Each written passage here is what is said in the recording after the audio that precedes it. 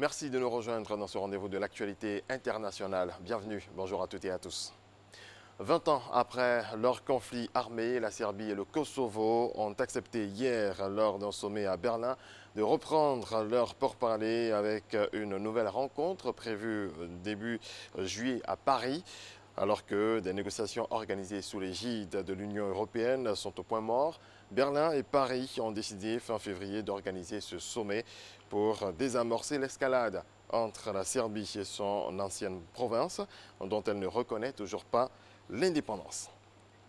Un ancien militaire américain soupçonné de préparer un attentat à la bombe près de Los Angeles, en Californie, a été arrêté vendredi, ont annoncé hier les services du procureur sur Internet et au cours de conversations avec un agent de la police fédérale sous couverture. Mark Steven Domingo, 26 ans, a non seulement revendiqué sa foi musulmane et son soutien aux djihadistes et à l'organisation État islamique, mais il a aussi affiché sa détermination à devenir un martyr de sa religion, a indiqué Nick Hanna, procureur fédéral pour la Californie centrale. En Indonésie, des inondations et glissements de terrain provoqués par des pluies torrentielles ont fait près de 40 morts et une dizaine de disparus. Les coulées de boue et les inondations sont fréquentes dans l'immense archipel du sud-est asiatique, sujet aux catastrophes naturelles, en particulier en période de mousson entre octobre et avril. Du football, retour sur la Coupe de France remportée par Rennes face à Paris. Neymar a perdu ses nerfs samedi soir en allant chercher sa médaille dans les tribunes du Stade de France. En pleine montée des marches, Neymar a eu un accrochage avec un supporter. L'attaquant brésilien a d'abord rabaissé le smartphone du supporter qui filmait la scène, puis s'est arrêté quelques secondes pour discuter avec ce supporter avant de lui mettre un coup de la main au niveau du menton.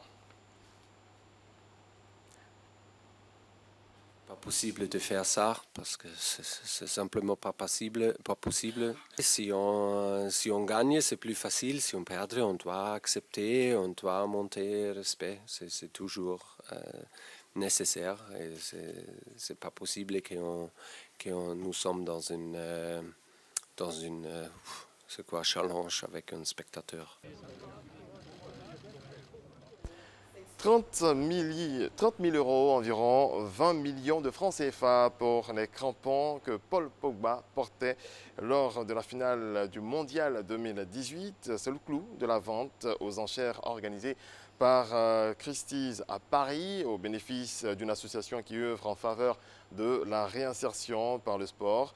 Outre ces crampons, le champion du monde français avait donné plusieurs maillots et un ballon de la Ligue des champions dédicacé. Nelson, un vautour fauve en provenance de Bulgarie, s'est échoué à bout de souffle au Yémen en guerre, où il a fini captif de combattants soupçonnés de servir à les espionner.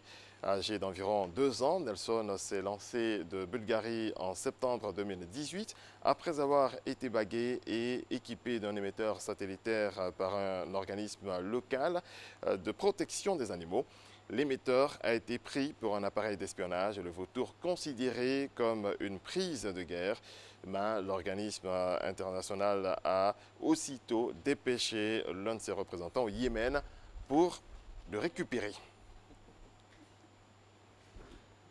Voilà, c'est la fin de ce point de l'actualité. Merci à toutes et à tous de votre attention. Excellente journée à vous.